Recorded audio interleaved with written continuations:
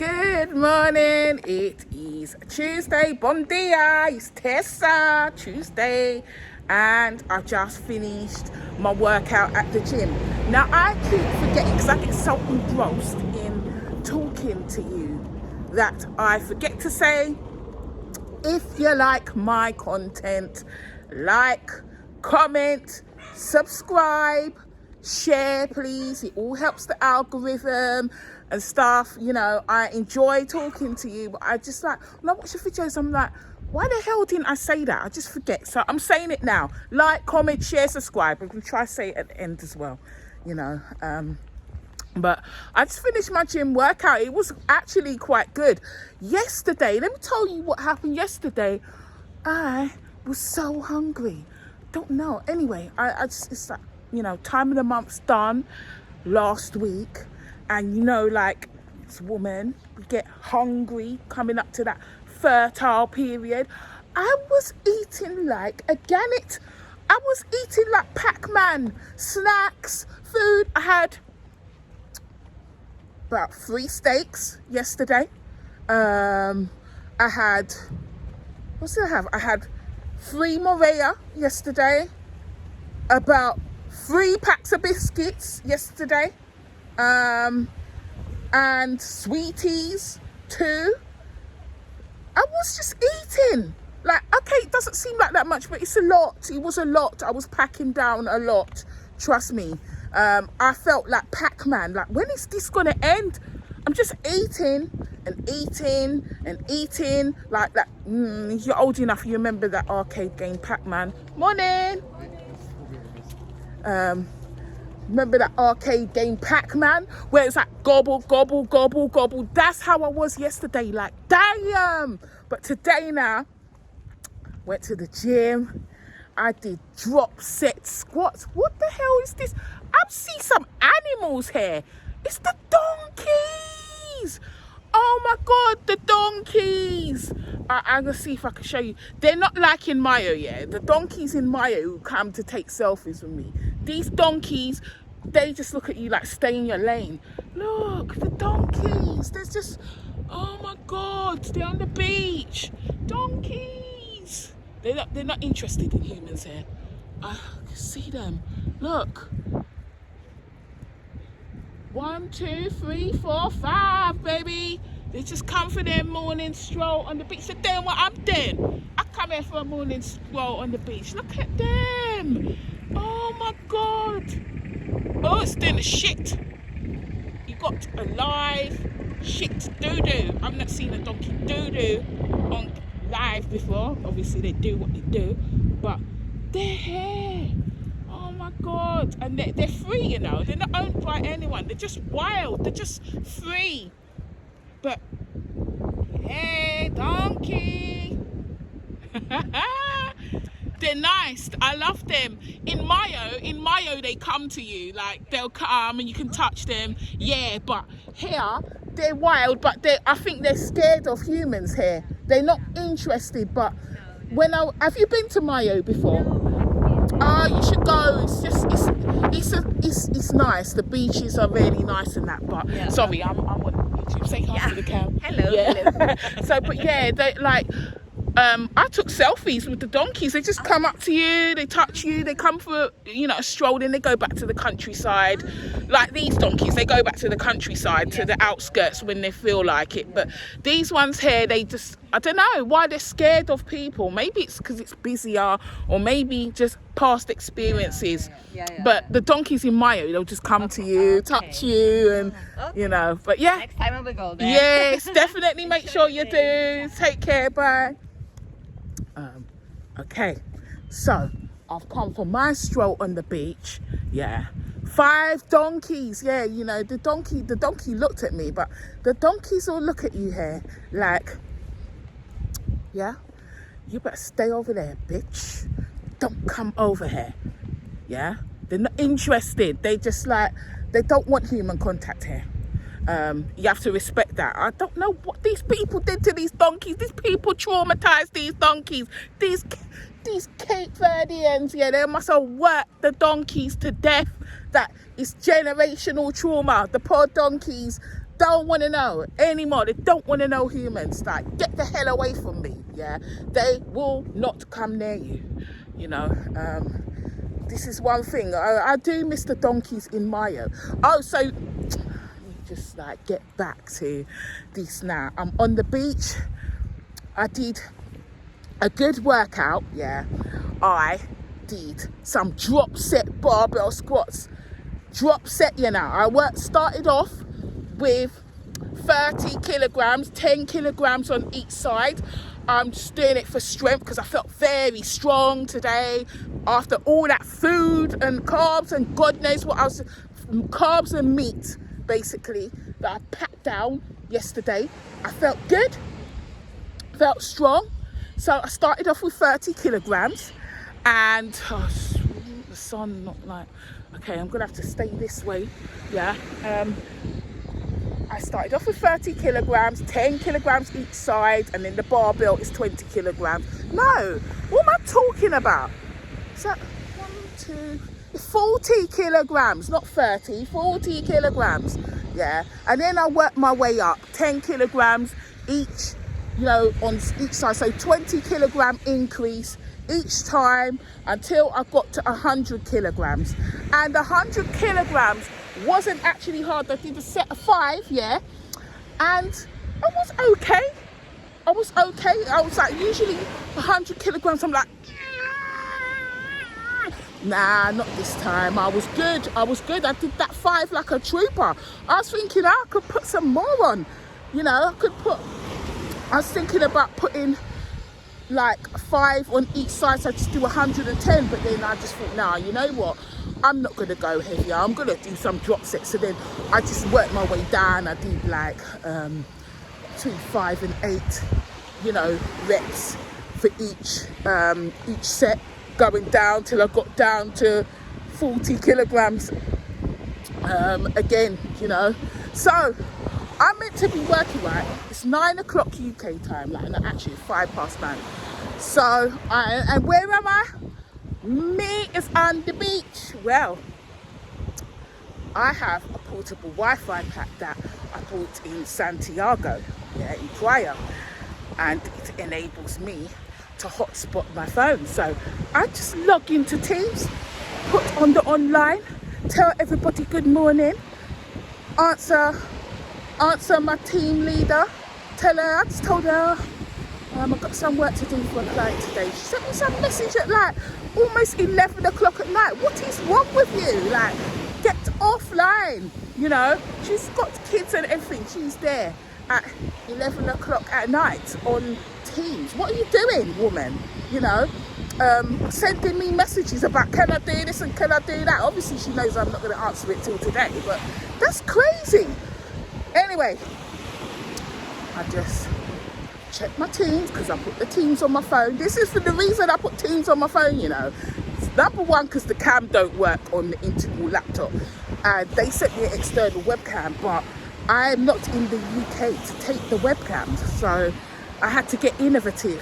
So my phone is my webcam when I'm on Teams, yeah. But as I had to install it, I had to install Teams on my phone. Well, not, I had Teams already, but via the company's portal.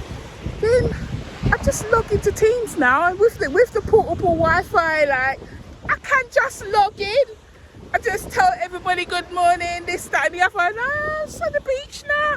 I told ChatGPT, I was like, do you think maybe I'm a bit narcissistic because, you know, I'm just, you know, just doing this and I don't feel bad about it. And I should be going back to the apartment to start work at 9. And, you know, I'm considering just going about my business. ChatGPT was like, no, you're not being narcissistic. You're working smarter, yeah? You're just working smarter. And because I was saying, I'm pushing boundaries, you know. I'm really pushing the boundaries and stuff like that, you know. And ChatGPT was like, yeah, well, employees do it all the time. And as long as you get your work done, it's no problem, you know. So I was like, I love you, ChatGPT, you're amazing, you know. So yeah, I'm on the beach, you get to benefit from this. I'm on the beach. I should be at my computer. Listen, if the Teams message comes up shortly, then I'll answer it, but it ain't coming up for now. I just messaged her, told her, yeah, thanks, Linda, that's her name, Linda, and I will get back to you. I will let you know. I've got some work to do. I do actually have some other work to do for another client, other than who she was mailing me about. But yeah, I said to her, I'll look into that. And everybody thinks that I'm online. Well, I am online. I am. It's not about thinking I'm online. I am online. I'm just not inside a building at my laptop online. I don't feel bad about this, man. Look at this. Look at the sky. Okay, there's some clouds going on, but look at that, man. It looks like it's going to be a good day. Look at my backdrop. Why the hell am I going to be sitting at some desk? Yeah? They're going to have me yesterday. Yesterday was a madness. Yesterday, I didn't have access to a shared drive that I need access to get my work done. And like the password for the drive expired, and the company set it up so that it expires every 90 days, but you don't get an email to renew your you don't get an email to renew your password. So you have to sit there and remember it, and it's every 90 days this thing runs out. And then when you get it now, when it runs out, you have to have some app on your phone, yeah, to actually, you know, get a message, you know, because you can get the renewal verification code by email, or this man's putting it down his phone. What is that? Get a verification code by email or by phone, yeah, but you can't get the verification email by email because they don't give you access to that particular email that it sends the verification to. It's absolutely just ridiculous, yeah. And then I wasn't getting the code, like no phone call or nothing. And then I'm speaking to the IT, so this has been going on since Friday. And then the IT comes back to me today and tells me, I have to re-authenticate my app. The app that's downloaded on my phone, the verification app, yeah. Because they've made changes, so like they don't bother to tell you that they've made changes. So to, you know, do that, and then it's given me the option of sending me a text message. So then I was able to renew the password, but then the IT started sending me the wrong location to remap the shared drive, and then I lost 1.5 days. My team leader had to get involved, and then she resolved the second part of the issue by giving me the correct drive and doing all of that and sitting on the call with me and going through that. But it's just like, what is all of this? This is like some massive enigma, encryption business. Like, what's going on here? You know, you want people to work and you're making it like a fortress. I understand that they need security, but come on, 1.5 days. So yesterday I didn't have no lunch break. My team leader's telling me about how, you need to go for lunch, this, that and the other. I was like, yeah, I know I need to go for lunch, but who's going to do this work? Because it's all very well, they say that, but in my line of work, everybody's got their own crap. Nobody's doing your work unless they have to. They're not doing it, yeah? So I knew I had to do it, so I ended up working through my lunch and staying later. So I'm just taking it back. Now I'm taking back what's mine, yeah? I am. I'm trying not to get my feet wet because I have to put my sandals on, but this is what it is. My feet are wet. My feet are sandy and wet, so I don't know. But yeah, I'm walking on Esterville Beach again. The water is cold, by the way, so I don't know about that dipping that I was telling you about yesterday because it's cold. The little look, yeah, the actual water that is coming over my feet when the wave comes in is cold. It's absolutely cold. So nobody's in the water right now. It's beautiful. Look at this, man. This is morning walk. This just feels good. It feels good. I don't feel bad. I don't feel bad about not being at my desk. Yeah, I'm not like Jose, running around 7 days a week, no break. I'm not like my team leader, working at 11 o'clock at night. No. If it's your own business, that's different, and you take pleasure in it, whatever, that's different. But, you know, or you're assigned to a shift that you have to do it. But when you're, you know, you're not assigned to do that, you've got your set hours. Excuse me, no. Hell to the no. You know, you got to have a balance. This is why I took this job. This job, I just feel like it's peanuts, but it's remote. Pays peanuts, pays almost 50% less than what I was earning before. But I'm happier because I can just go about my business. I really actually can. I can be away in an environment that I enjoy. So, you know, there's sacrifice. I was watching a video yesterday. The guy was saying you have to make sacrifice for everything. It's sacrifice. You know, actually it was this guy called Richard Grannon.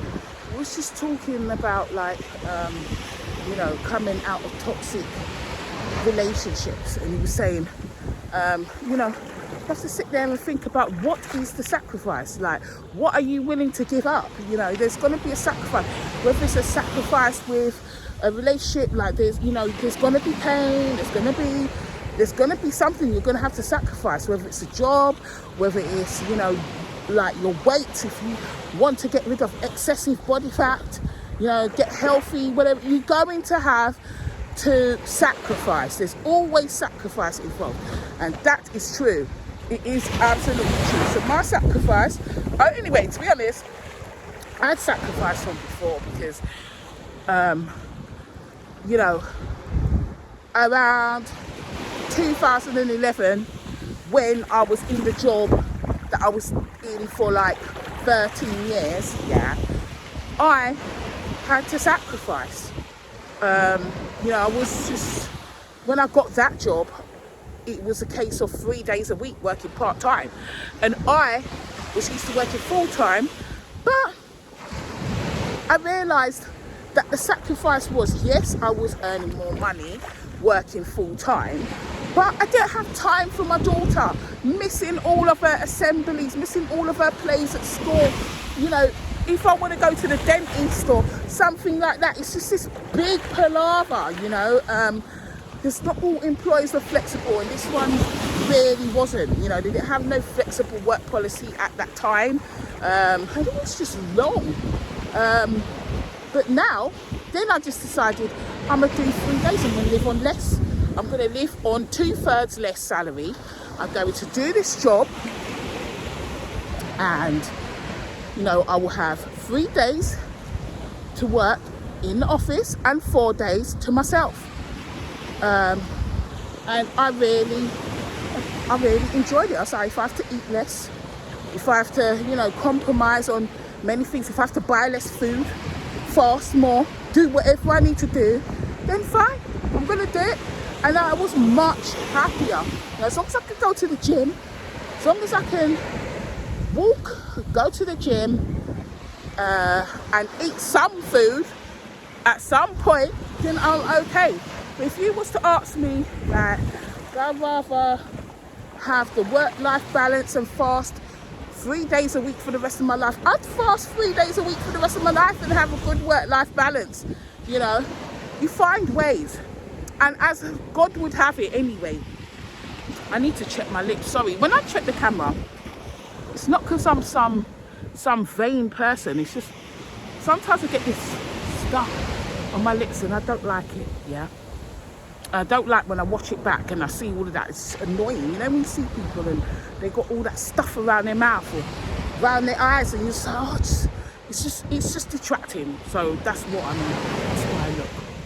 But yeah, as God would have it, the 3 days a week that I got worked out to be only £4,000 less for 3 days a week working than when I was working 5 days a week full time. Can you believe that? You know, so yes, I was earning less, but the equivalent You know, the £4,000, it wasn't that much less. And to be honest, when you take on the tax, you bear in mind the tax and national insurance, which is like social security payments and things like that, I was better off. I wasn't really much worse off. You know, it was quite negligible, really. So yeah, I made that sacrifice from before, and then obviously after I left the job that I was in, you know, to go to the payroll manager position last year March. You know, I left the job, moved on, and I had to sacrifice to get that. You know, it wasn't much more money, but it was just freedom from my toxic boss. And also, I just, you know, I had to sacrifice though additional holiday, because I've been at my employer before for like 13 years. So I've got maximum amount of holiday, which I didn't get with the new employer, you know. And some healthcare perks and other things that it just wasn't getting with the new employer. So there was sacrifice there. And then and also they're just technologically behind compared to my previous employer. And then this job, I took a break after I had enough of, I got the payroll manager job. My boss in that job, he wasn't a narcissist. He was a textbook avoidant. Yeah, there's a difference. They act similar, but they're different. So he wasn't avoidant, and he just like, he lied, he deceived me to get me into that job. And I just decided, I'm done with this. I've had enough of you, and like, I'm not going to stay here past my 3-month probation. And then after 3 months probation is passed, then I'm going to be here on a 3-month notice period. That's torture to me. So I was like, no. I remember typing up my resignation letter. My boss was standing by the photocopier talking to someone, and I'm printing out my resignation letter to run over to the photocopier, to the printer, sorry, and just quickly grab off the letter because he was standing right beside it. Quickly grab it, and that same day I just gave it to him. You know, so him and the HR, they called me and said, "You're not happy, Natasha." No, I'm not happy. You're right, I'm not.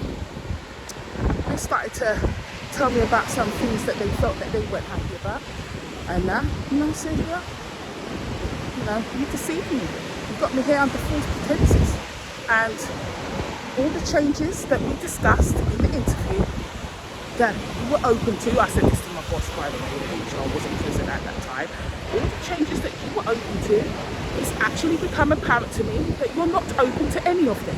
So I don't know what you got me here for. You don't align. We're not in sync. So I just gave him 2 weeks notice. That's what my notice period was, 2 weeks. Just handed it to him. They asked me if I could stay. I said, no, I can't stay. And then I basically booked my holiday to Cape Verde and just came here for 2 months. I just quit. I didn't even have another job to go to. I just had enough. I just had enough. And I had some savings. So I just came here. And then I just started applying for some jobs while I was away here. And I was just looking for a remote position because I thought I was going to come and live here. Again, you know, it's a long story about that, but for another day. But I thought I was going to come and live here. So I was only looking for remote positions. And funnily enough, this job that I've got now, I didn't even apply for it. They found me on LinkedIn and then said, oh, you know, are you interested?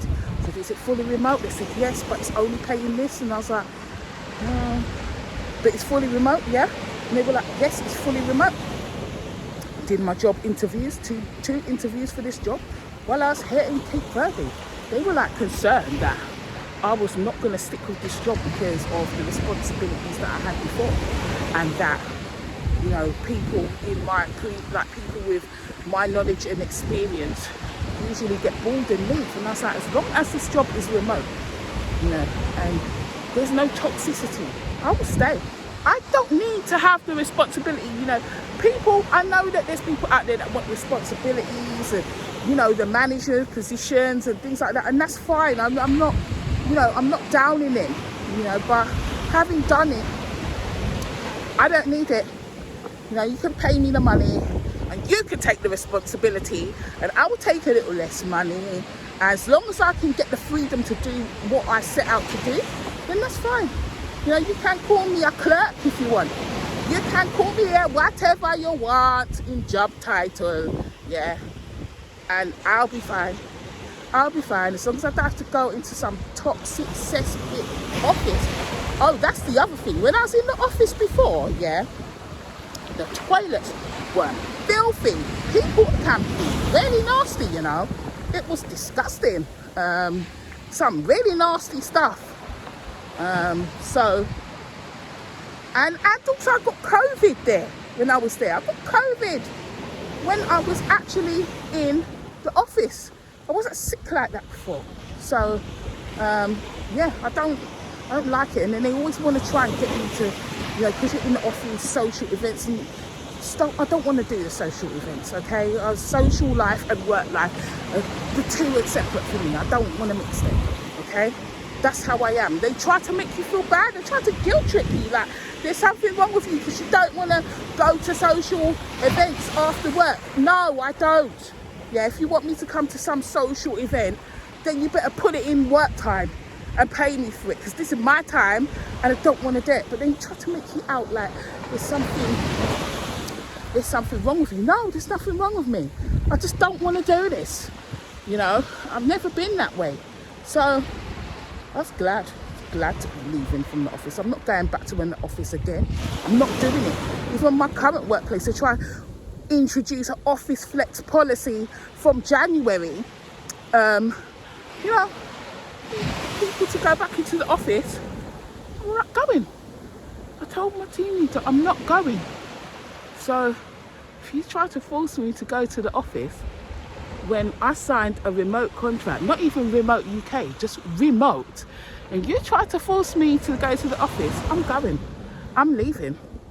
You know, I'll be leaving. Told her I was looking for plan B. She didn't come back to me about anything. She was like, in the beginning, oh, well, Natasha, wouldn't you like to meet up with your team colleagues? No, I don't need to. I can have a perfectly good relationship with them remotely. You know, we've got Cam. I can have a video call with them. I don't feel that I need to meet someone in the flesh to have a good working relationship with them. I said to my team leader, I don't meet the clients. I talk to them on Cam, have service calls with them, and I've still got a good relationship with them. So why does this have to change now? You know, I didn't sign up for this. You're actually trying to turn what is a fully remote job into hybrid. And not for this money either. I said to her, not for this money. I'm not coming to the office for this money either. I'm not, but it's coming from the top. Well, it can come from the top, but I'm not going to the office. So they haven't said anything to me about it. But I just told her I'm not interested. Don't I want to meet other people from other departments? No, Linda, no, I don't. And I'm not going to be made to feel bad about it. I told her this. I told her I'm not going to be made to feel bad because I don't want to go to the office and socialise with people in the flesh. Yeah, I don't want to. I'm going to feel bad about it. It doesn't stop me from being a team player, because I'm still a team player when it comes to working within the team and helping others. You know, being there in the flesh, you know, that doesn't change. That doesn't mean because I'm there, I'm more productive or I'm more, you know, I'm more of a team player because you see me in the office. No. And I just told her, the office is a toxic place. There's always some kind of toxic individual, and I don't want to get into any Game of Thrones politics with these people. When you go there, you play chess with your life. You know, This is Game of Thrones, because there's all these toxic people all vying for positions of power and attention, and you know, they're just like crabs in a barrel, many of them. And I'm not saying it's most people in the office, I'm not saying that, but that minority of toxic people make a massive difference. So yeah, they can just get stuffed. I'm not going there again. Yeah, I'm not going to the office, and not for the piddly peanut money that they want to be paying me. No, and I have to buy office clothes, office shoes, get on the, you know, pay commuting costs in London. It's expensive, you know. Then the time that I'm losing from going to the office as well, getting ready, going to the office, coming back, that's a straight up 4 hours, 5 hours as well, added onto my day. So, no, I'm not going, you know. And that is the thing. A lot of people don't want to talk up. I have learned this in life now, that once upon a time, you know, you'll go for a job interview. I'm going to give you an example. Say a job interview, go for a job interview, and then because you want the job and you don't have another job, or you know, you hate the current job and you need to leave, there may be things about the job, the new job, that you don't like or is not suitable for you. But because you need a job, you say, yeah, and you know you can't tolerate it long term. You know it's going to affect you in the long term. Even if you do tolerate it, you know it's going to affect you negatively. And you just roll with it, and then you try to, when you get in, you try to see if you can change things, and your employer's telling you, no, you signed up for this. So this is how it's going to be. And if you don't like it, find something else, and now you're stuck. You either have to find something else or put up with it. Put up and shut up. Nah. If, you know, if I'm got a job interview and I don't like the hours, I ask them, is there a possibility? If they say no, then I know that that's not the job for me. Yeah, if I ask them if you've got flexi time or something and they tell me no, I'm not going to take that job. I'm not going to take that job. I know it's not going to be long term. If I do take it, it's, you know, it's not going to be long term, and I'm telling them that. They're going to know that, you know. And if I do take it, I'm out before the probation period is done. I will be gone, you know, whether I've got another job to go to or not, because it's not, you know, a lot of employers, because they have candidates, they think that you applying for their job is because you need the job. You know, even if you've got another job, they feel that they have the upper hand. Well, no, you don't have the upper hand. I don't care whether I've got a job or not. I'm interviewing you too. I need to see if you're suitable for me. You know, I don't want to get into some contract with you and you're toxic, you're inflexible. No. So I ask the questions that's necessary. I do, and there's times I've turned down jobs. I just don't like the behaviour of the interviewer who's meant to be my boss. I don't like it. So no, I don't have. Just turn it down. Just say no, thank you. You know, I remember I had an interview, and I was considering leaving. This was during lockdown.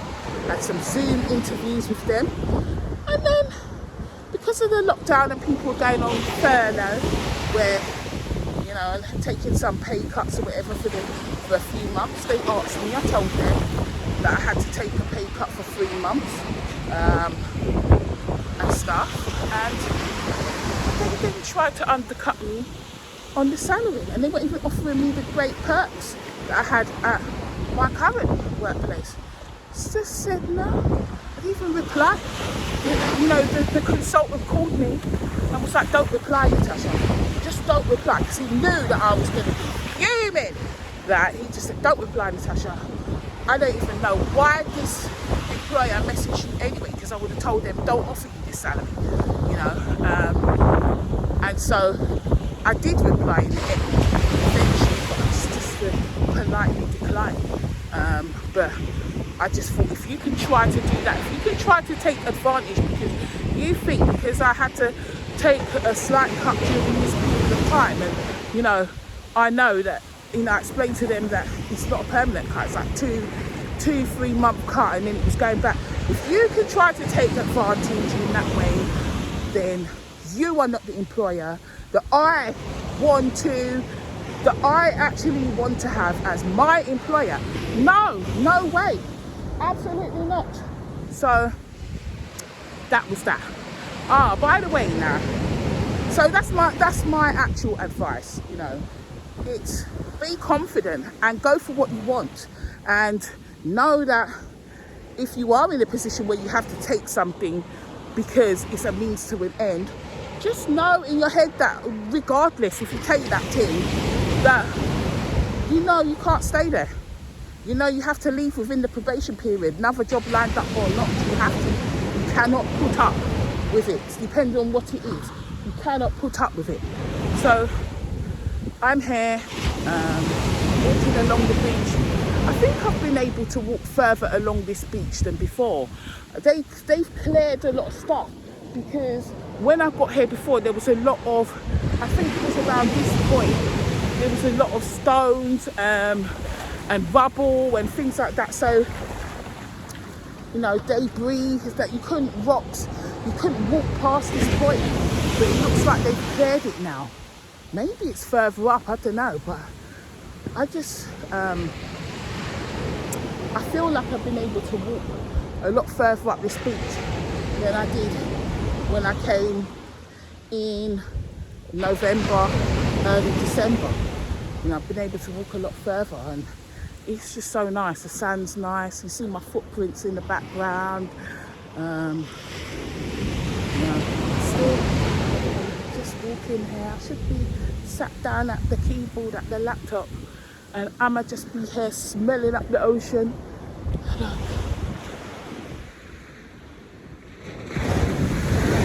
See this?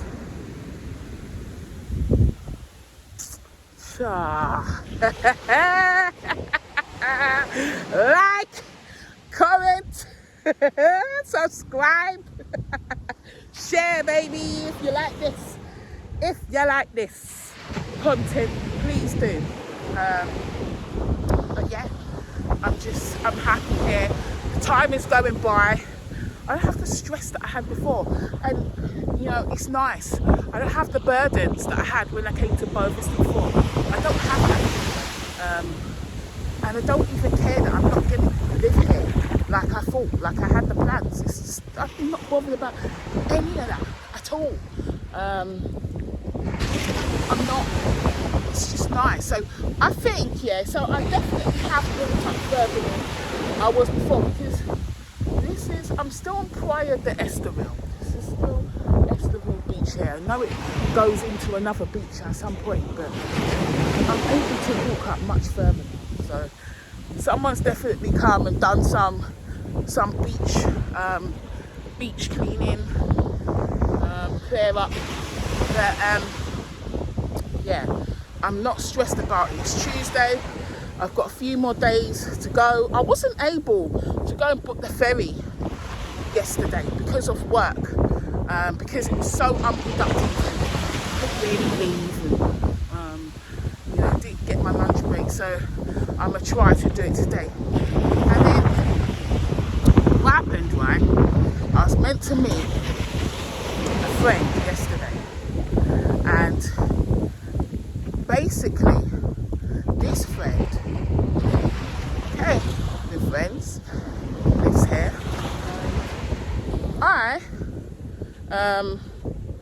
I saw them, we arranged to meet. They messaged me on Sunday, said,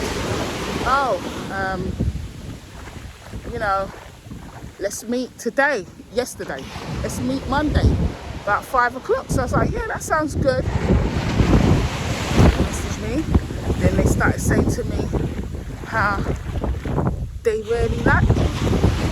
Now, they've always liked me, and that it was because I was with someone else before.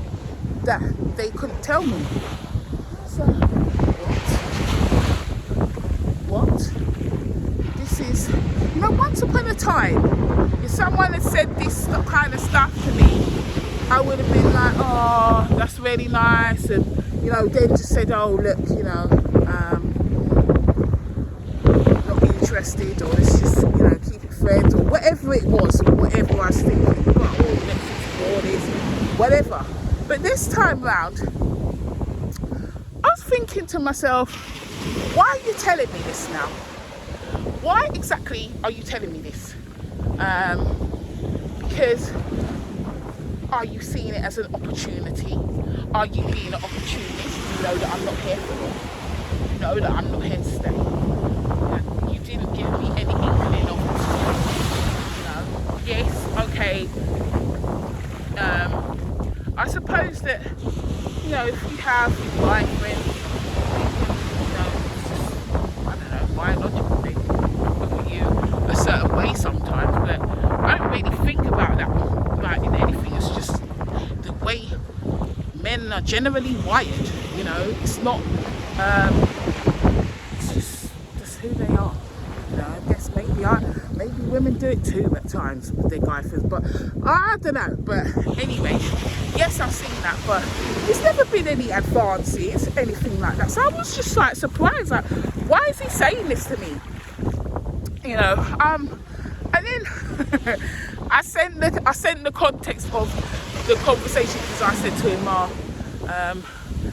thank you, that's nice of you to say that, but let's just keep it simple as friends. I'm not here for a long time.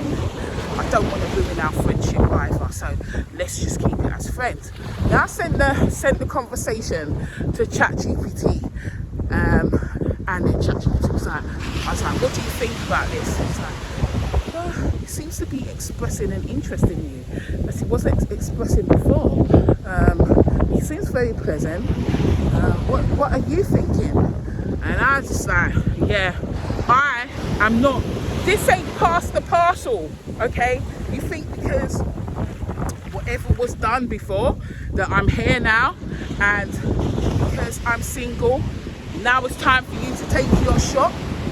No, this ain't past the parcel. This ain't when the music stops, I'm in your lap and you're just trying to rip off the rapping. No. And I think now my discernment, because of my awakening, really makes me question people's motives. Before I would take it at face value, but now, he said that, oh, that's nice, and do I like that person, or do I want to explore, or no? But now,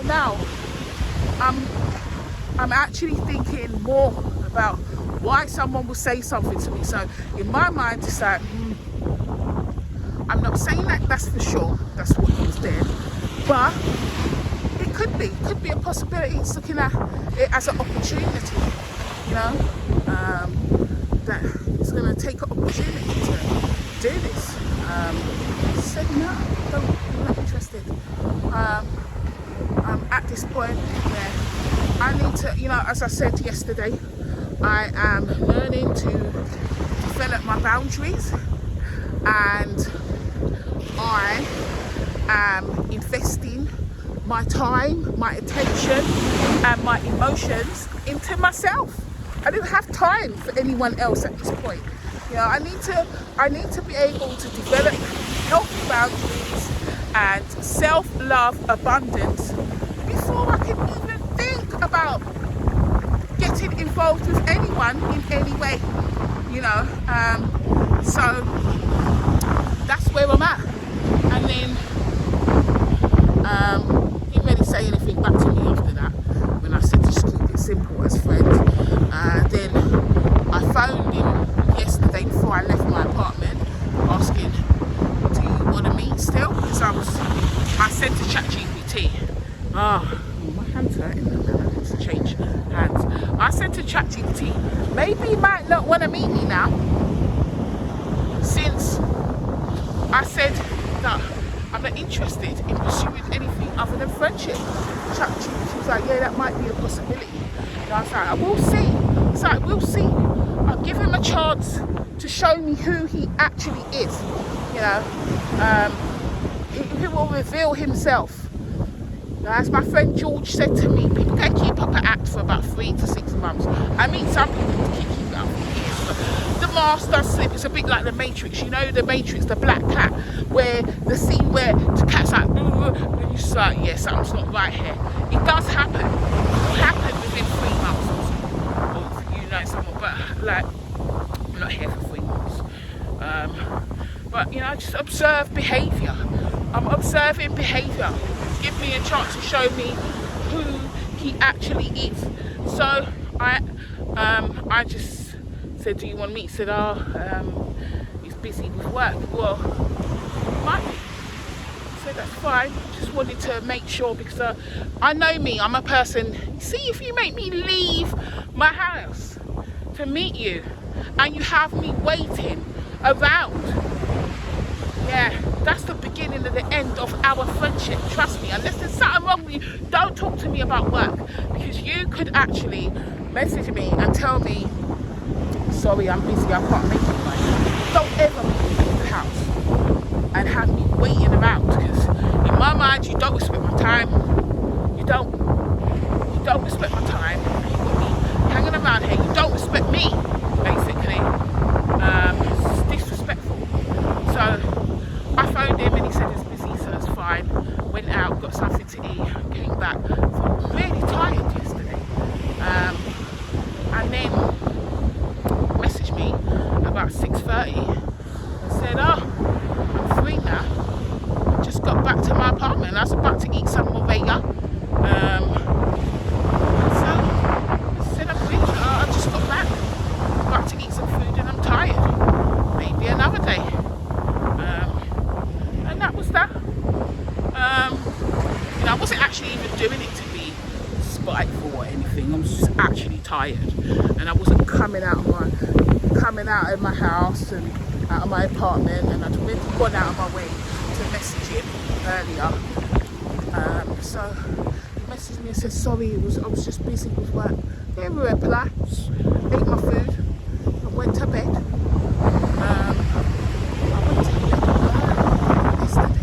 I went to bed at 8:30. I think it's like, it might even have been 8 o'clock. I was so tired, I could hardly keep my eyes open. I woke up this morning at 4:30. From 8:30 till 4:30. That's a whole work shift. I slept. And that's long for me. But I woke up and I felt good. But my body clearly needed that extra sleep. I guess because I didn't really sleep much on Sunday. You know, with the ferry ride and everything, I didn't really sleep much. And then yesterday I just felt tired because I hadn't slept. I went to the gym as well, so I just felt tired.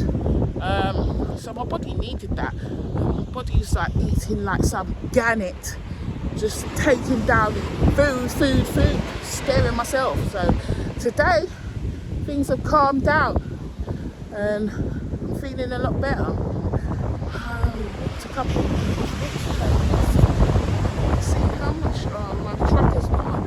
I know I've put about, let's see, I think I've put about 10 miles or so already since leaving the gym, and I'm walking even further away from my apartment. I'm not even walking towards my apartment, I'm walking further away from my apartment. Such is life. I've not walked this far on this beach before, so you know, it's just empty. There's really no one here. Some people walking further up over there. There's a dog and the odd jogger.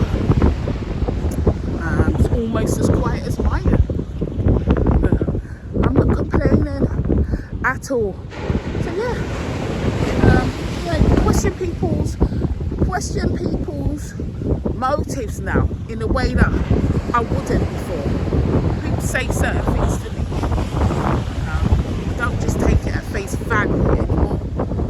I will analyse what they say to me and listen to my inner voice. intuition wasn't telling me that he was an opportunist. It's just a thought that came. My intuition told me it's a possibility. So I rolled with that. Bear that in my head. With future interactions with him, that maybe there's an ulterior motive behind wanting to meet up. That is in my head now, and it will stay in my head until I have sufficient data to tell me otherwise. That is it now. That is how it's rolling now. That's how I'm rolling. You know, ChatGPT told me I'm moving differently now. Hell yeah, I'm moving differently. I just saw the bird dive into the water like David Attenborough. See the bird? The bird dived vertically down to get some fish just now, straight up out of the David Attenborough documentary. But yeah, that's how I'm moving now. You have to question.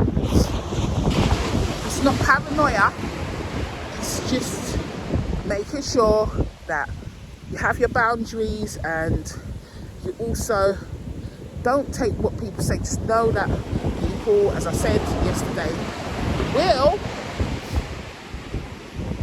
do whatever is necessary to get whatever they want to get from you. That means lying to you, telling you X, Y, Z when it's A, B, C, then they'll do that. They'll do that. So you have to keep your wits about you. People will lie. Stuff. They will just do what's necessary. And so many people have their ulterior agendas out there. They do. So you just got to be aware of that. I want to get a coffee, you know. I think I could do with a coffee. It would be nice still. Don't drink coffee every day, but it would be nice to take the coffee back. I've been talking for 52 minutes.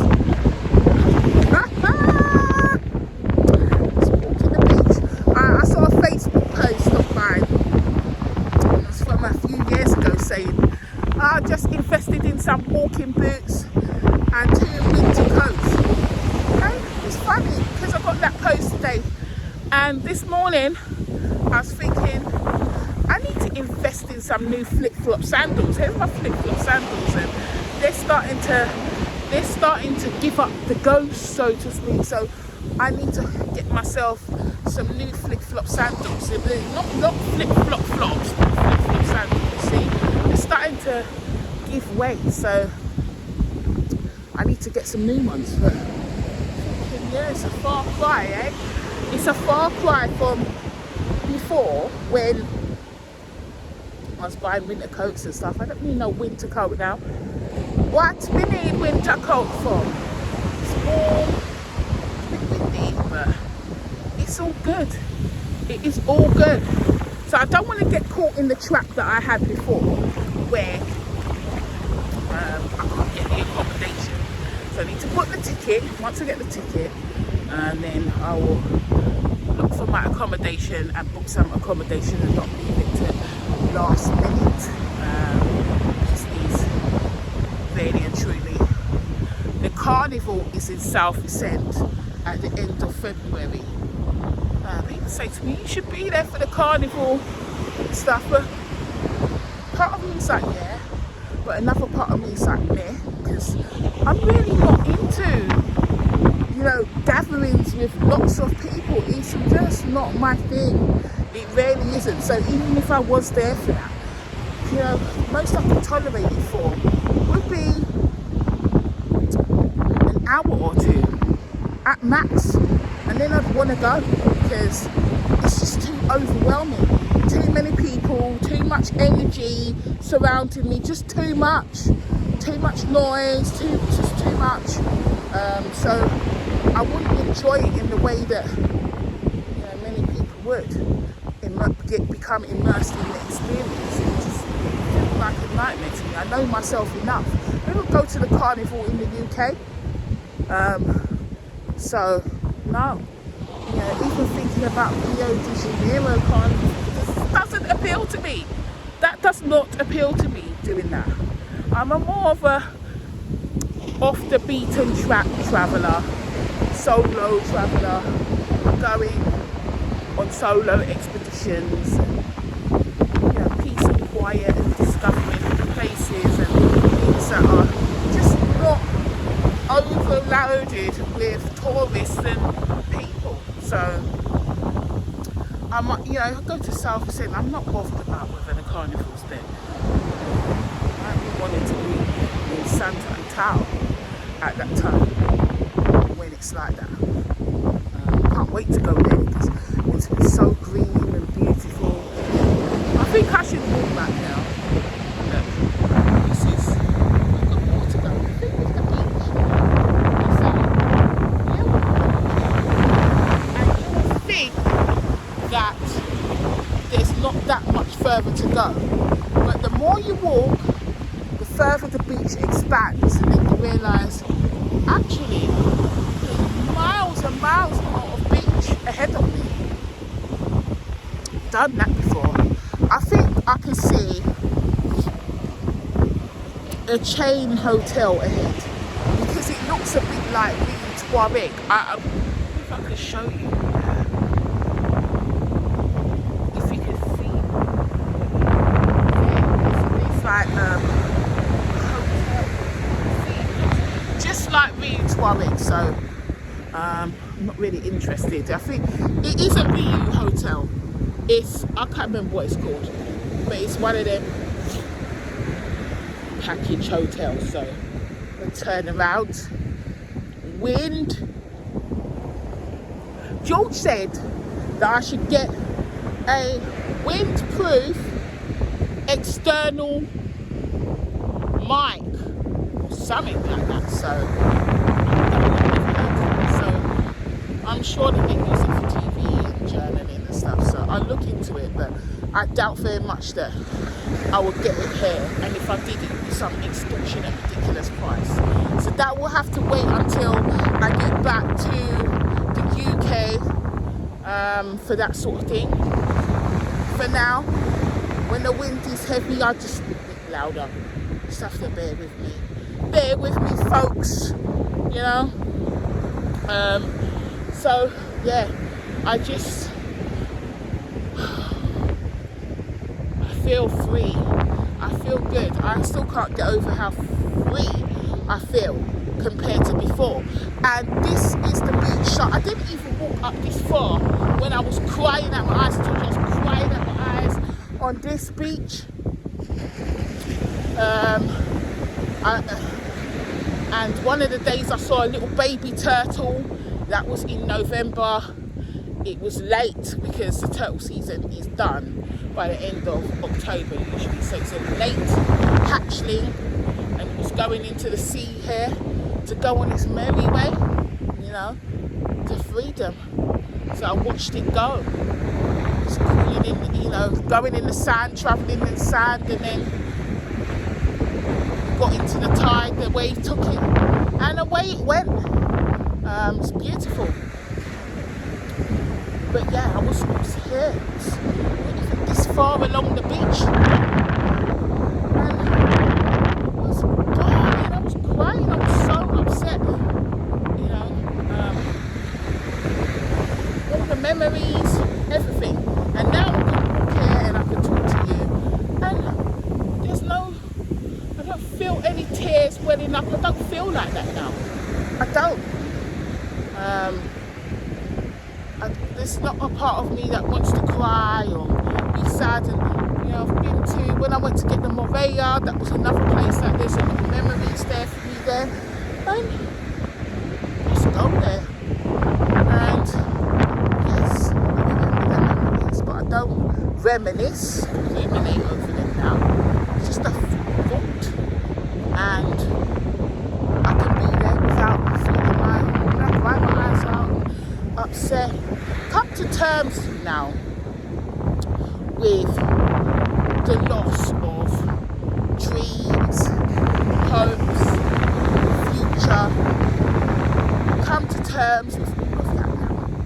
But it took a while. while for my mind to get there, because you get to a point where you know that what you'd hoped for is never going to happen, but there's still a part of your mind, even though your brain knows, your mind knows, your body knows it's not going to happen, it doesn't want to let go of the dream of it happening.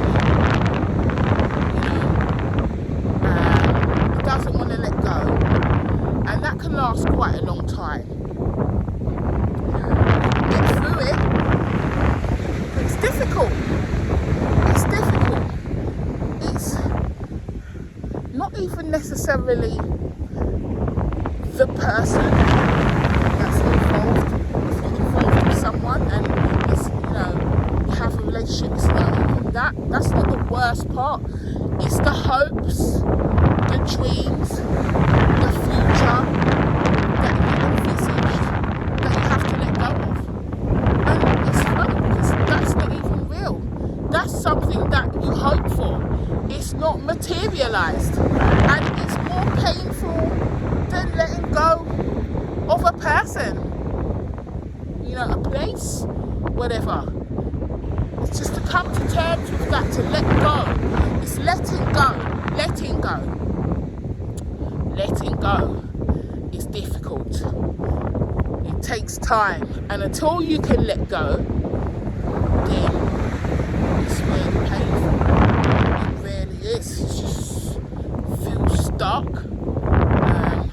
When you finally do let go, and it's not a case of, you can't necessarily just make it happen. It's a process. It's a process that your mind, your spirit, your soul has to work through for you to get there. Because you can know that something is over and will never happen, but accepting and letting go are two separate processes again in themselves. Knowing, accepting, and then letting go. This is 3 steps in that process, and in between all of it, you may experience immense grief, because for me, I felt like I was mourning.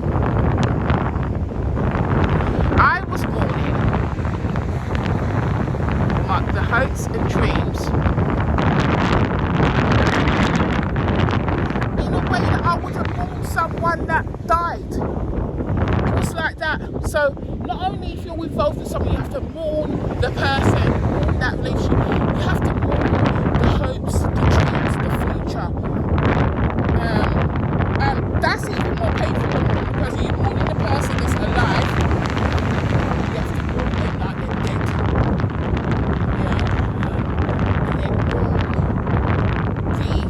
Hopes and dreams, which to me is even more painful than the person. Grieving over the person, grieving over the hopes and the dreams, which is still illusion. So I felt I was so close. I was so close to being here and starting a new life. And yet, it wasn't real. It hadn't happened. I thought it was going to happen. I was making moves for it to happen, but it didn't happen. So it wasn't actually real. It didn't happen. It was just a hope for that future. And that was so hard. So hard. You have to separate the person from your hopes and dreams. They just attach themselves, or you attach them to that particular hope and dream. But just because they're gone, it doesn't mean your hopes and dreams are gone. That hope and dream can still remain. and you can forge forward with it without them, whether it be by yourself or with someone else at some point in the future. But it doesn't have to be with them. That hope and dream can still remain alive, but not with them. So for me, in my current situation, I want to relocate. I do. I don't want to stay in the UK. I can't stand it there. I cannot stand it there. And I have not been able to stand it for decades. And I want to move to an environment that I feel is more natural to me. Climate, environment, way of life. I don't want to be stuck in some grey, grim place, cold, dank, wet place where I'm just stuck on a hamster wheel, living my life indoors more time, just on the same rat race hamster wheel, Ferris wheel of work, gym, work, home, basically.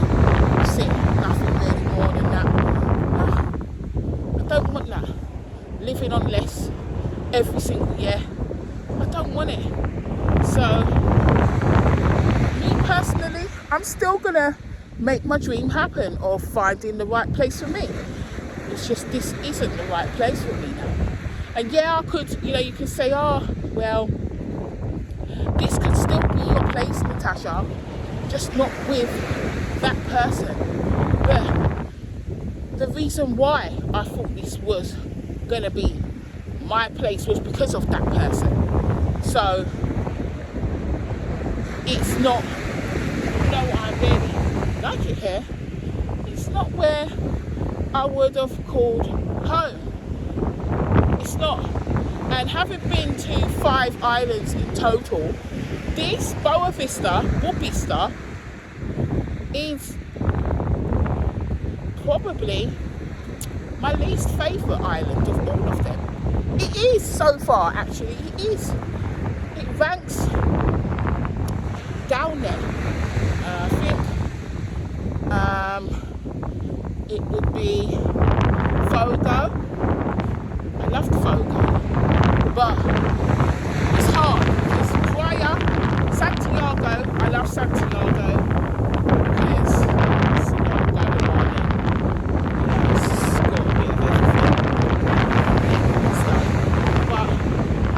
Fogo for the landscapes and stuff, so it's difficult. It's like between the two.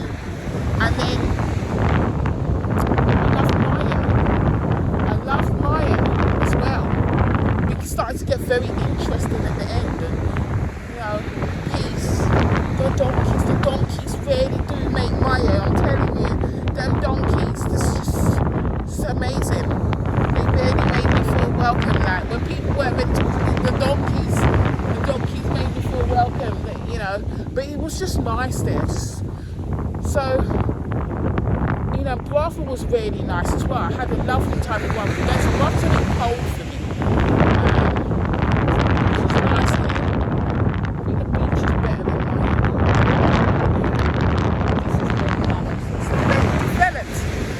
You walk along the beach and not really see many people. And they're developing here. Maybe that's why they cleared it. Because it's not moving some hotels. It's not so rough. You've got an islet over there. It's an islet. It's like an island. No one lives there. So points up the ocean. And then you've got this here. You've got a bay here. So it just makes it much more gentle than some other places where there's none of this to break it up and this ocean comes in rough. But this is I would say this is the best beach in Boa Vista where I'm walking now. And it's not coming up here of the rocks. I can't see them at the moment. In the ceiling, you tend to see much further down. That's good. I see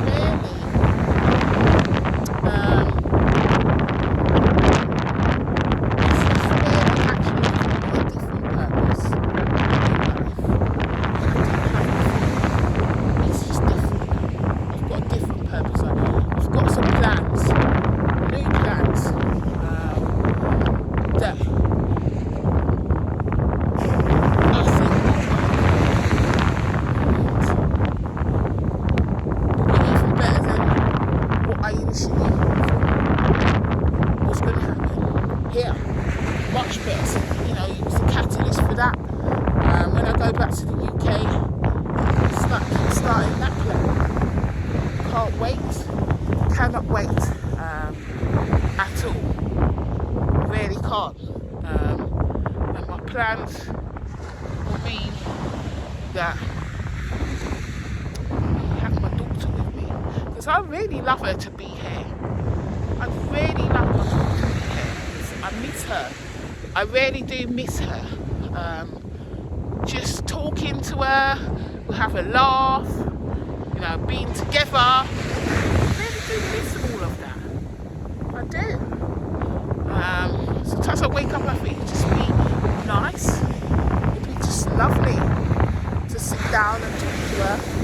We talk on video call, but it's not the same. So I'm looking forward to seeing her. But I want her to escape with me. I do think it could be possible. So I don't think it is possible. It is possible. So we shall see. We'll see. We make these plans into fruition. We'll see. I ain't talking about them. But yeah, I guess I'm walking back now. I'm walking back. This video is longer than I thought. I thought it would be like maybe half an hour maximum. I've been here talking for however long. I'll watch it back, see if I'm going to upload it or not. We'll see. But yeah, don't give up on your hopes and dreams. But you can't, when you're going through your storm, emotional storm, trauma, grief, you can't see anything. You can't.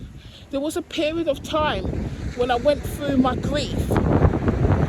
Nothing made me happy. Nothing, no one, nothing made me happy at all.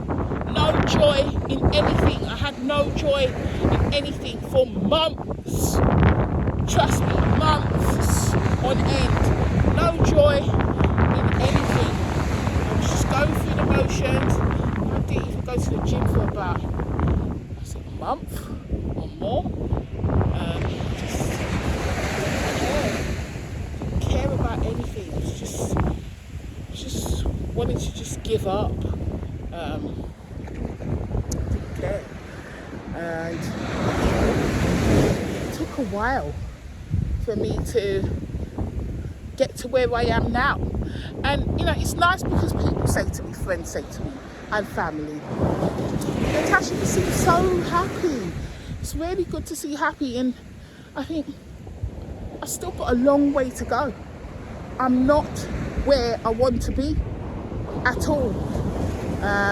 But I'm not suffering anymore. I'm not suffering. I'm not under torment. I'm not suffering. And that's enough. Yeah, because I can find joy in things now where I didn't before. And you know, being here before, you know, I wasn't happy, and as I said, she was crying my eyes out and all of that. I thought it was the place, but it's not the place. It's the burden that I carried before. It was the burden, and I don't have that burden anymore. It was the burden. Releasing that burden. Releasing that load. Sorry.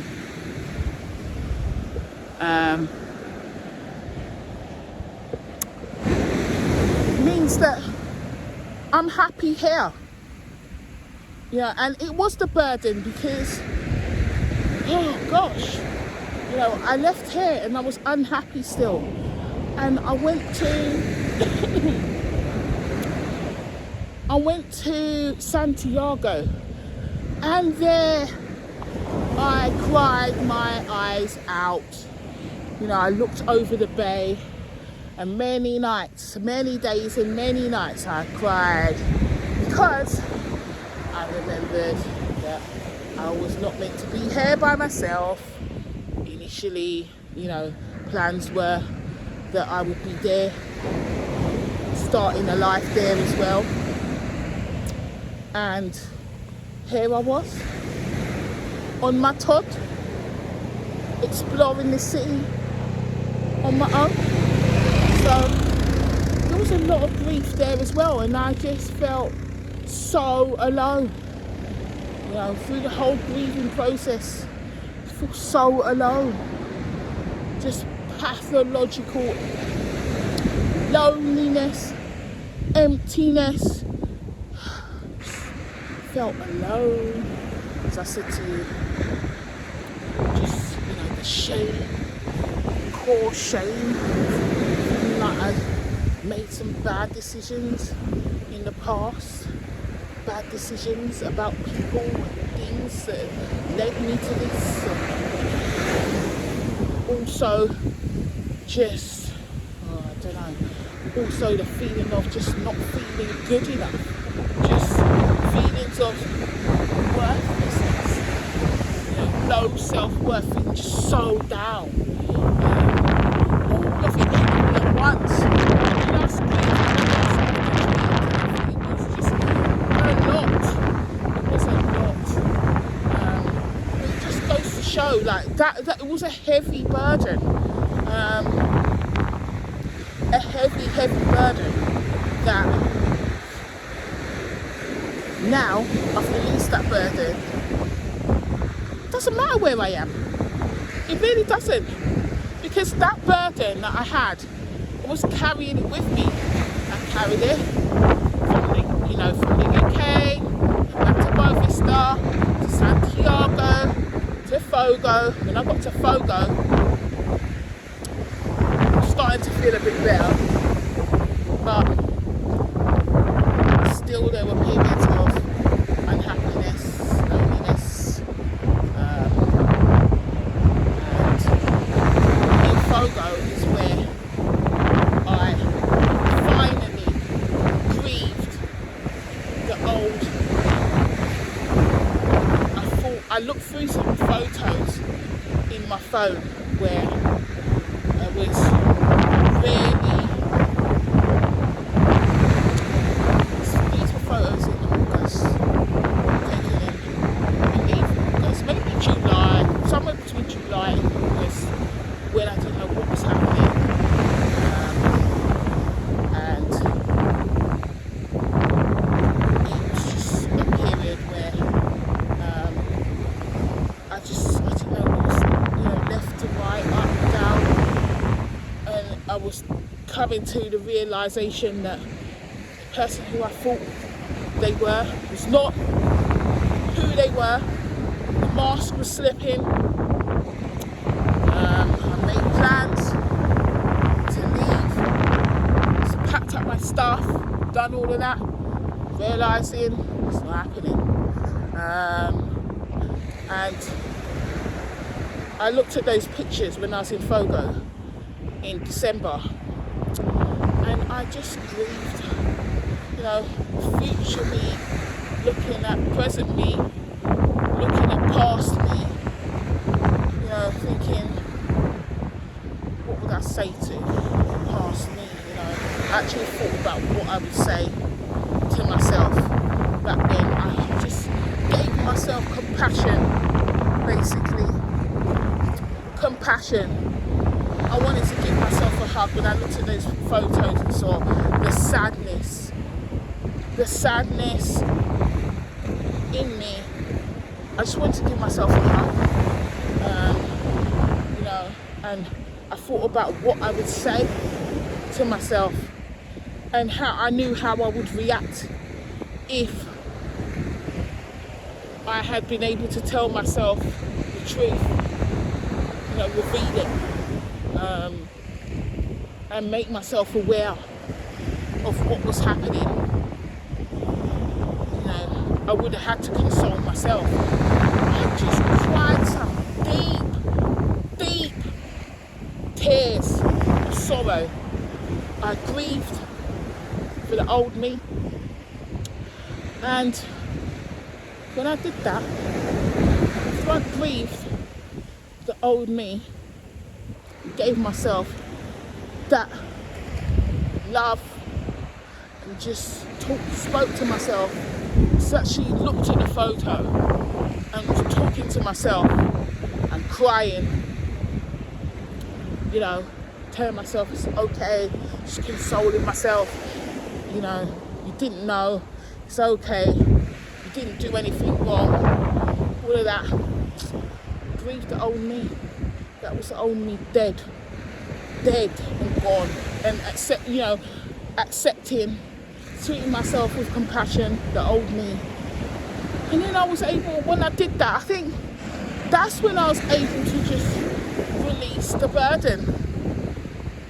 From then, I was able to release the burden properly by giving myself compassion and love and letting myself know that it's okay. You know, you don't need to hate yourself, you don't need to feel shame. You didn't do anything wrong. You were just deceived. Just lied to, deceived, manipulated. It's not your fault. When I did that, then I was able to release the burden. Still, I'm not saying that I haven't cried since. I have. When I went to Mayo, it just kind of hit me differently because it's another place I was meant to be. And I just felt down. I really felt down for a while. And I worked through it. And I was okay, but I did feel down there. I felt down in a way that, it's like, I feel down like this. I thought I was progressing. And no, I don't feel like I'm progressing. I just felt like I was regressing, you know. But healing isn't linear. You know, you can go through your grieving and healing process and you feel like you're making strides and improving immensely. Look at these sand dunes here. This is beautiful. It's along the beach. Look at the sand. It's absolutely beautiful. But yeah, you can feel like you're making progress and then BAM! Feel like you're back to square one. You know, you think, what? I thought I was getting through this. I thought I was getting better. Why do I feel like I'm back to day one, square one? Why do I feel like this? Why do I feel like I'm at ground zero? But you just got to be patient and know that there'll be good times, good days, bad days. Some days you'll feel like, yeah, I'm really getting there, and then other days, just know you don't feel good. You feel like you're back in it again. But I don't feel like that now so much.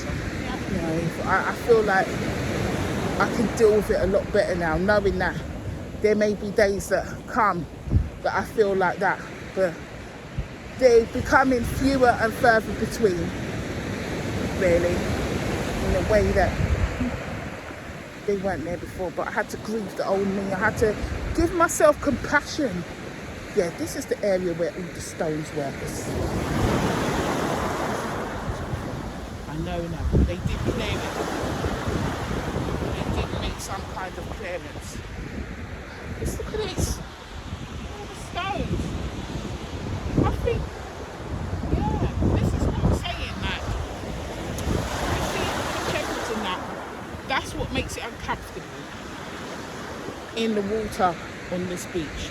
But now I've discovered that you can go further up, but once you walk a few miles up the beach, then you don't have this here hurting up your feet. So I know that now. But yeah, healing, the path to healing is not linear. It's ups and downs, backwards and forwards. So get there in the end. It's, you know, constant up and down, but you're still moving. It's a bit like losing weight. You know, losing weight, the line isn't straight down. It's like it's trending down, but it's going up and down. Like if you just look at days, singular days, you'll think, I'm not going anywhere. I'm not losing anything. I'm not losing this and that. But you look at the trend, and you're trending downwards. And it's the same with healing, that it's trending towards healing, but you know, it's up and down. It's messy. It's messy. It's not a smooth trajectory. And I've had to accept that. That's come to terms with that, really and truly. So grateful for what's happened to me, but God, at the time, nah. The worst of it, nah. It's absolutely awful. But I've learned some really profound life lessons from this experience that, you know, I take forward with me, and it's helped me emerge into a newer version of myself, a better version. This whole experience has just cut away the dead weight, cut away what was unnecessary, you know, free me. And at first, when the whole experience was happening, I didn't think I was free, you know. Was just felt immense loss. It's grief, loss. Loss. I felt lost as well. And now I realise I'm free. I am free. I would have been burdened and shackled, and I'm free. I'm free, but I didn't realise it then. But I had to go through the grief and the sorrow and everything to realise that I'm free. And I remember, like, I look back in some journals that I did, because I was journaling at first, you know, and I was journaling, and I look back and see all the dark moments and everything. You know, how are you feeling? It's just grief, sorrow. You know, he asks you to list how you feel. It's every day was grief, sadness, sorrow. He asked me, name something that's made you smile today. Nothing. It's blank. Nothing. You know, what 3 things are you grateful for? That was a push. Grateful. Grateful. I'm just about holding it together. I'm just about breathing. He asked me about 3 things that I'm grateful for, you know. Whereas now, I can reel off 3 things that I'm grateful for. Daughter, son,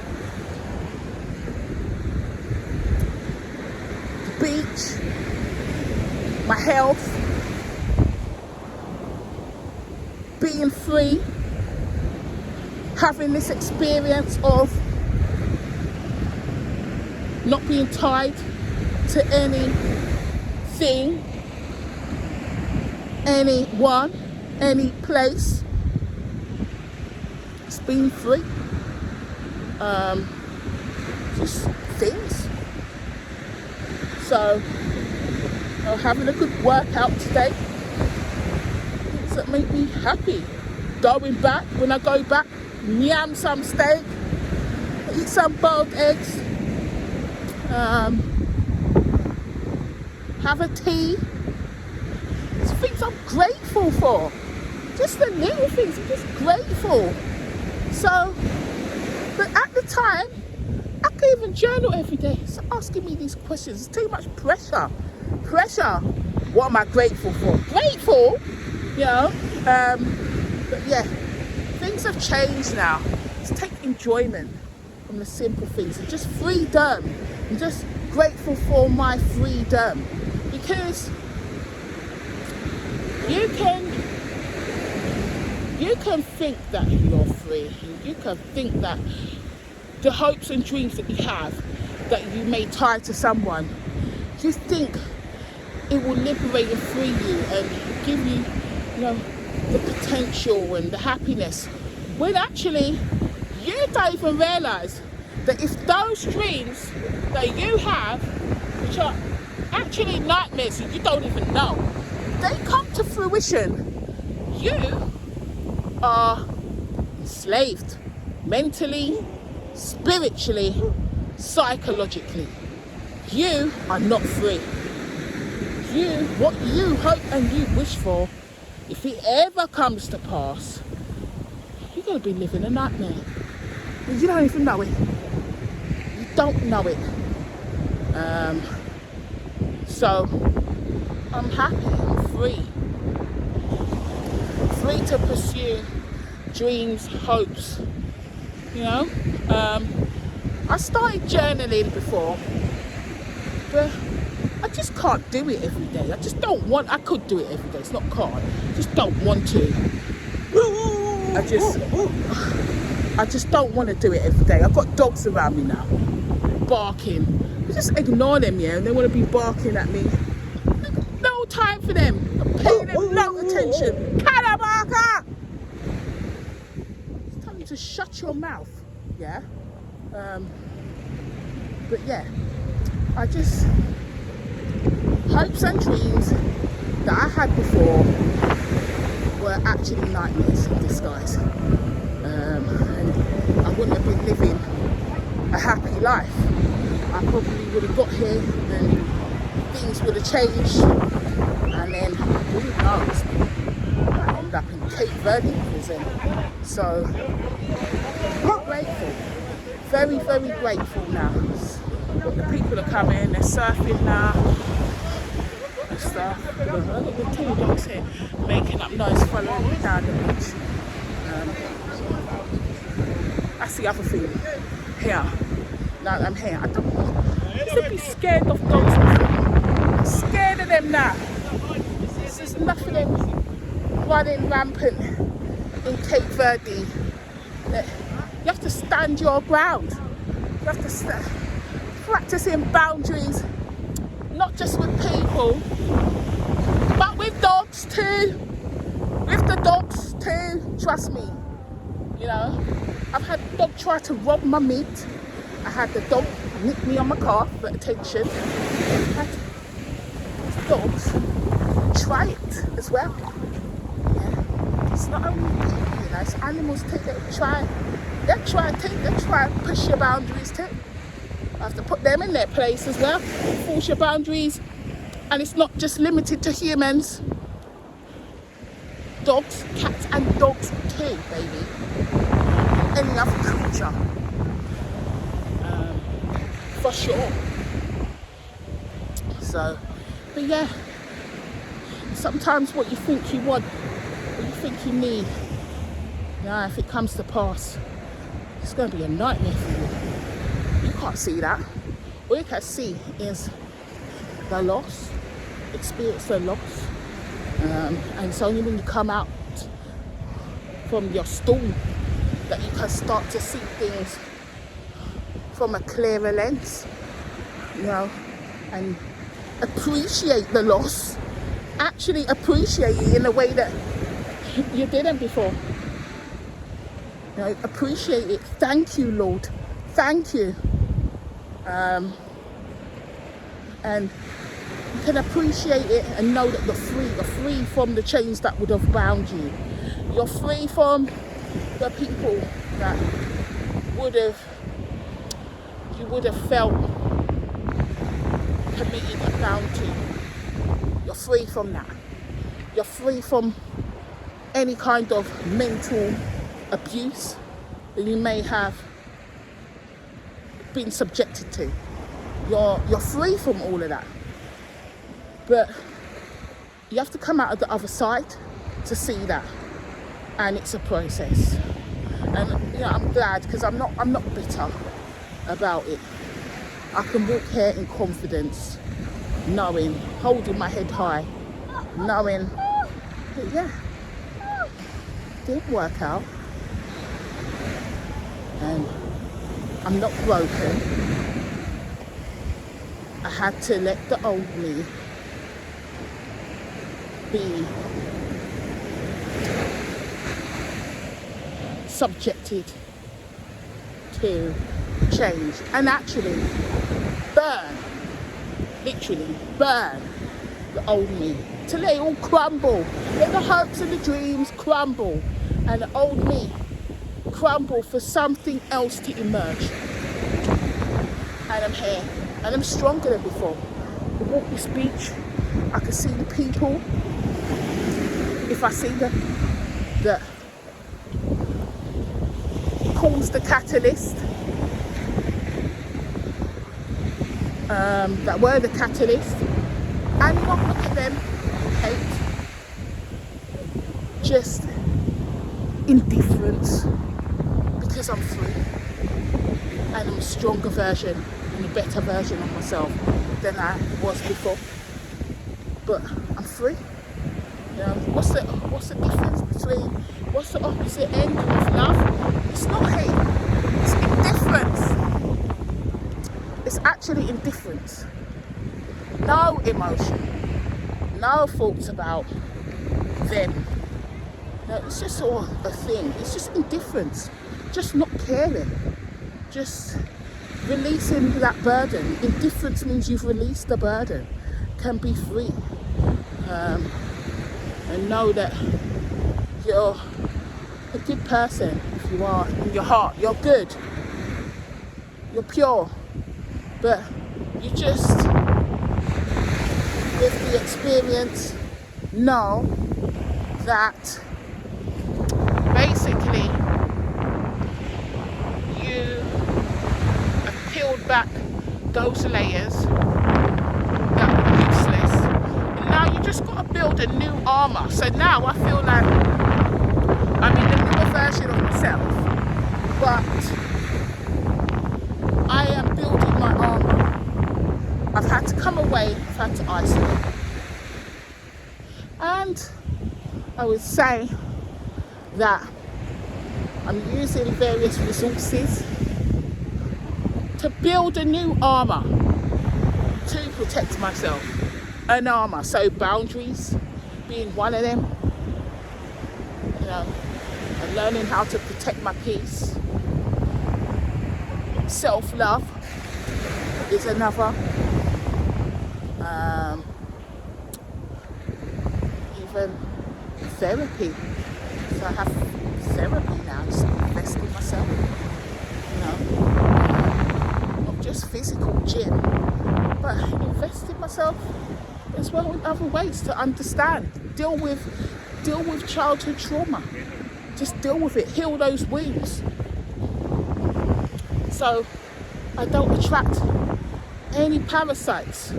And if I do, I can recognize and protect myself against parasites, because there are people out there that are parasites, that they live off your life force. They do. They live off your life force, like a mosquito wakes up and knows it has to feed every day, and knows it has to bite someone. There's people out there like that. There's people out there. The people addicts, they need people because they need to feed off people. They need someone to feed off daily. And even worse, there's people that are like viruses, where not only do they need to feed you, they need the host to feed off, but once they invade you, they will try to rewrite your code. Yes, there's people out there like that. It's not enough for them to just bite you and move on. Now, they try and rewrite your code so that they can fully take over and control you. There's people out there like that, and they'll come to you in love, she'll cloaked in what you think is love. They actually hate you. They actually hate you. But they need you. But they hate you. And you'll invest in them.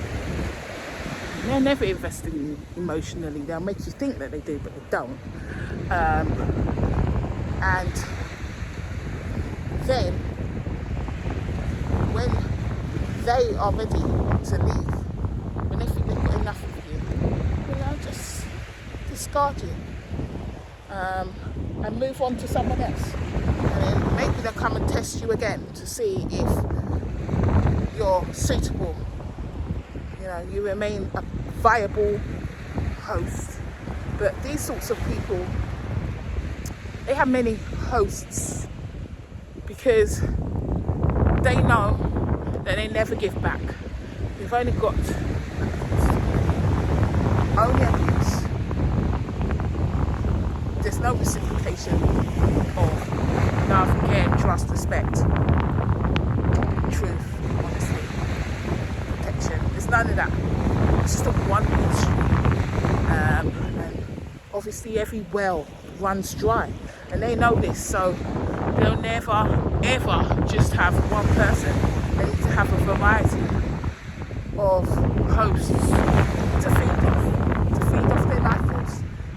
But if they can try to rewire you, rewrite your program, then it means that you're a host that remains asleep. You become enslaved to them. And the veil never gets lifted. You never actually realise this individual is a parasite. An obligatory parasite. You will never know. You have to break free. And for me, I'm free. I'm free. And the work that I'm doing now on myself is to heal the trauma and the wounds that attract these individuals, these parasites, to heal myself so that I don't attract these parasites. And even if I do, I'm healed enough, and I have my protective armour that I can deal with them and they can't do any damage at all. So that's where I'm at the moment. It's early days. I'm interested to see where I'll be in a year from now, 2 years from now. But I'm optimistic about the future. I am. I really am. And it's the first time I'm really investing in myself, not just financially, but not just physically by going to the gym and walking, but emotionally, psychologically, spiritually, just investing in myself. And I even see that I'm changing in, as I said to you, the way that I'm dealing with people since the change, since the awakening. And since my awakening, I felt that some people can't handle it. I have people that I've come across that they are these parasites, and they come across me, and I'm aware that they're parasites. I'm aware that they are, and I look beyond the mask, beyond the veil, and before I was curious, sorry, get this crap off. Curious to see what was behind the veil, and now I don't want to know. More time there's nothing there. Real people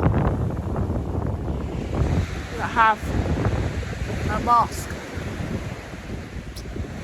Real people don't try to rush you into things, to love bomb you, rush you into things, and play hot and cold and ghost you and things like that. Future fake you and all sorts. And I've come across people since my awakening that they know that I know, and I've not had to tell them that I know. I've literally just looked beyond the mask and seen a void, and they can sense that I see the void. They know I can see that there's nothing there, and they ghosted me. And you find this when you awaken, that people, they will do this. The parasites, when they realise, this is not a viable host. This one right here, this one right here is different. This one right here, we're not going to get the supply we thought we would get. This one here is aware. It's ghost you. They will ghost you. You know, and you know, you once upon a time before the awakening, you know, you think, what's going on? But you expect it.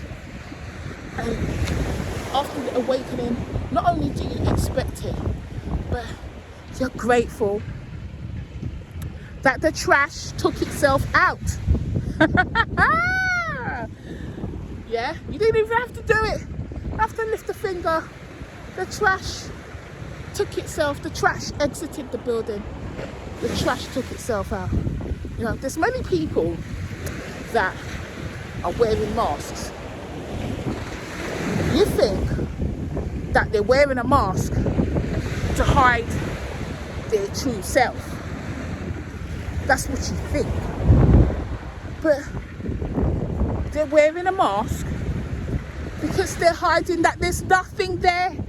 It's not the full self. There's just nothing there. There's just a void. Just a void. And you can get sucked in thinking, oh, this person is hard to read. And, you know, you think that there's depth. You think that there's depth behind the mask. You think that they're just afraid of being vulnerable. You think that they've been hurt in the past and, you know, they're just afraid, but there's depth there. Yeah, there's depth, all right? It's a void, it's a black hole, like a dwarf star, basically. There's depth. There's a black hole that just sucks and absorbs light and will absorb your life force, and no amount of love, care, trust, respect that you can pour into this void of this parasite to make them better. Yeah, and don't get trapped, don't get lost in the source trying to work them out. Just, you know, that's the difference now, I think, for me, is once upon a time I would be like, let's try to understand this person and stuff, you know, what lies beyond. Now it's like, why do I even want to know? I don't even bother for to know. Why would I even want to waste my time doing that? That is where I'm at now, because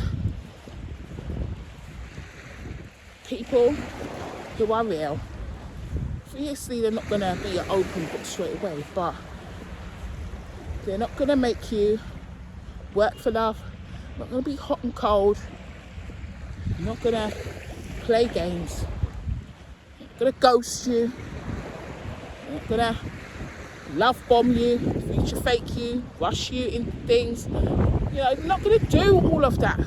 Real people, genuine people, don't do that. So it's knowing the difference between the two. It actually is. Come off the beach now. It is coming up to 10 to 10 here, which is 10 to 11. I've not even gone back to work. I'm still walking I'm still walking. Flipping hell, this is really bad, you know. Well, when I get back, I'll be most definitely working hard. I'm just, as ChatGPT said, I'm working smarter. That is what I'm doing. I'm working smarter. Not harder, smarter. So I don't feel bad about it. I'm walking to Cremacito's now. I hope it's open. Did a nice coffee for me before, you know. A really nice coffee. So if I can get that coffee now to take away, then I will. This is the restaurant that I ate cachupa at when I came here. The first week that I came here, a few days in, Cremacito's is open. I went there and had cachupa. So that was a place that, you know, there was memories there. And now I could just walk past it and feel nothing. Not feel away at all. So I'm here now. See if I could get this. Oh, the guy's here. So yeah, I'm gonna go now. Film later. Ciao, ciao.